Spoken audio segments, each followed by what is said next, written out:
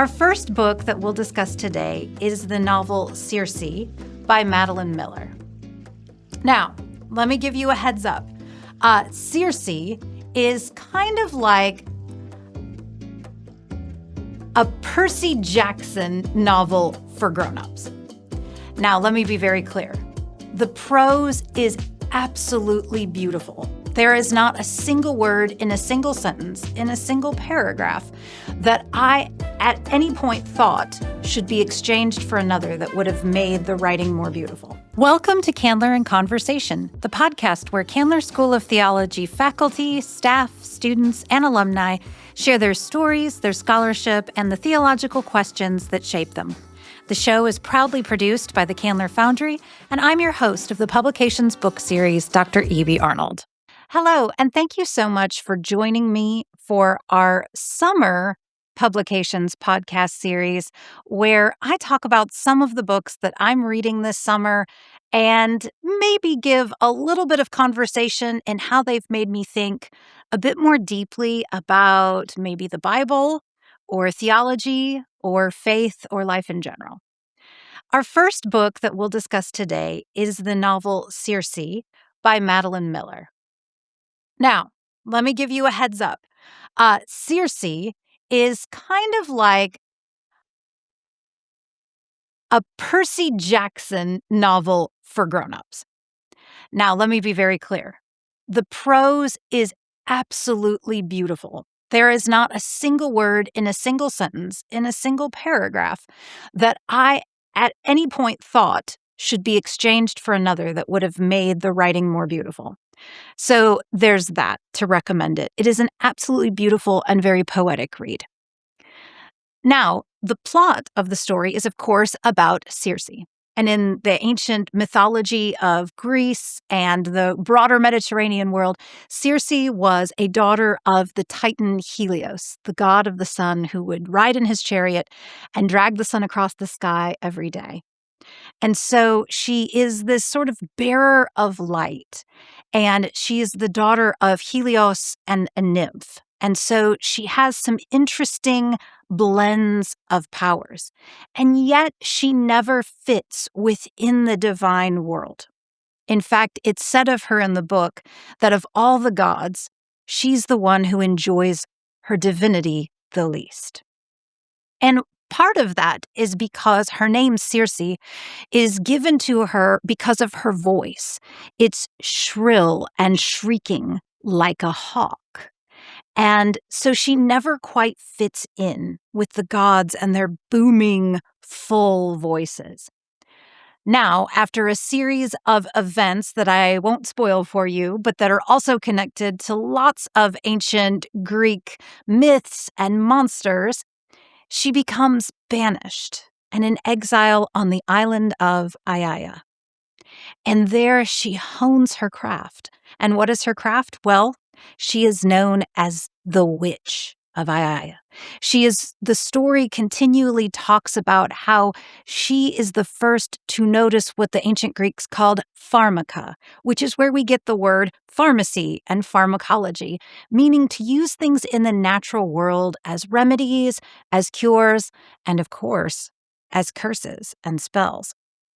And so she, as a god, dedicates herself to learning, to study, to hard labor. And on this island, not only cultivates her craft of being able to make potions and salves and cast spells, but also to carve out her own identity that doesn't fit in with the gods and is constantly being connected more to these mortal relationships. And there's a walk through many of the great Greek heroes that we are familiar with, like Daedalus and Odysseus. In fact, in the Odyssey, Circe is the island that they come to for refuge while Odysseus and his men are on their way back to Ithaca. Now, you may wonder, with all these talk of the pagan gods and their divine status, what might this have to do with my job as a person who reads the Bible, as a person who contemplates theology, and not just theology of the ancient Greek gods, um, who thinks about faith and ministry. What might that be for you? Well, there's a few things that I took away from this book that it really impressed on me and made me think deeper about those things. The first thing is that the reason that Circe desires intimacy and relationship with mortals is because she values that embodied experience. She actually makes the claim that the gods, although they're eternal, are the most dead because they're not vulnerable. They're not exposed to feeling, and they're not exposed to pain in that particular way or fear in that particular way. And yet, what she finds throughout her interactions with mortals is that it's our vulnerability to pain and even to death that actually makes life so precious. And it's the willingness to feel the entire range of emotion that allows us to actually fully accept the gift of our existence. Of course, as a Christian and as a studier of the New Testament, it made me think about the incarnation. It made me think about how we believe we have a God who actually chose mortality as well, who desired to step into and dwell with us in our skin and bodies and our experiences of life and death, that Jesus was an incarnate God, a God with a body. In fact, in the Old Testament, even, the first pictures that we have of God are planting in a garden, are walking in the garden, are tilling and tending, these very anthropomorphic things, these very human images. It's a God with a body. And why is this so important?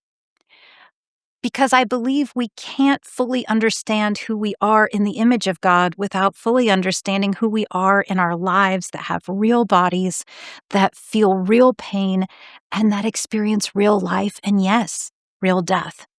And that it's by God's willingness to feel all of that, that we are companioned by a holiness throughout our whole life and can also trust ourselves to a God who understands death, who is not above death, but is in the midst of it nonetheless. The second point that I so deeply connected with and was so beautifully conveyed in this writing is the notion of agency and power. There's a moment where the goddess witch Circe confronts one of the oldest of the divine beings. I won't spoil it for you. And in her pain and her fear for those whom she loves, she rails against the state of the world and talks about how wretched, how terrible, how frightening the world is. And this very ancient being says, "Then, child, make a new one." And that is a moment that I so connected with. And maybe it's also connected to that first point about this embodied holiness, this embodied sense of life and death, is that even in the midst of the most frightening, even in the midst of the most frustrating, we, being made in the image of God, as Circe is divine herself, are given a certain creative power. And that we can spend so much time and attention fighting with reality when we overlook the fact that we have been endowed with the power to create new realities. Just like the God who in Genesis 1 calls the world into being by his speech, so we also can see that our speech creates whole worlds, whole realities and existences for people around us. I mean, all of us have done that, right? We've all experienced the power of someone else's words, either for good or for bad, for life-giving purposes and not so life-giving purposes. And we forget that that same power is ours. I also think that we spend so much time fighting with that reality, and sometimes it's not that we need to stop fighting injustice. but we do need to accept and acknowledge the way things are. It reminded me of the psychologist Carl Rogers, who said, "It's only by accepting what is that I can actually change it." And so often we feel like accepting reality for what it is in some sense giving in to either the injustice or the fear or just the plain old misery of the moment. And yet, there was something about this interaction as it was described in the book that her confronting that reality was simultaneously confronting her ability to make something different. And so I took away so much inspiration from that. And then to watch Circe's actions unfold in the second half of the book as she starts to reclaim this agency of a woman who's exiled, of a god who has a lesser status, of all of the suppositions and assumptions that people make about her because she's a witch. Also, witch just means someone who has knowledge that you don't have, might I add.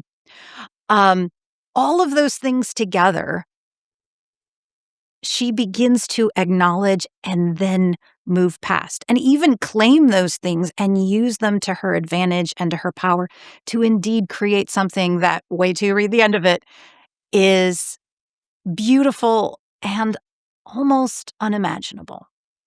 And so I cannot recommend this book more highly, not only to people seeking a fantastic summer read, particularly as The Odyssey is the blockbuster movie of the summer, not only to people who love a good literary fiction that has been wordsmithed and beautifully crafted as a piece of literature, but might I also recommend it to people who want to think fully about what it means that we have a God who was incarnated into our own existence by his own willingness? And what does it mean as people made in God's own image to have the power to create new realities? And so I hope you enjoy this book this summer. I hope it gives you all kinds of beautiful thoughts and dreams. And we'll see you in the next book that we'll review as part of our summer reading series.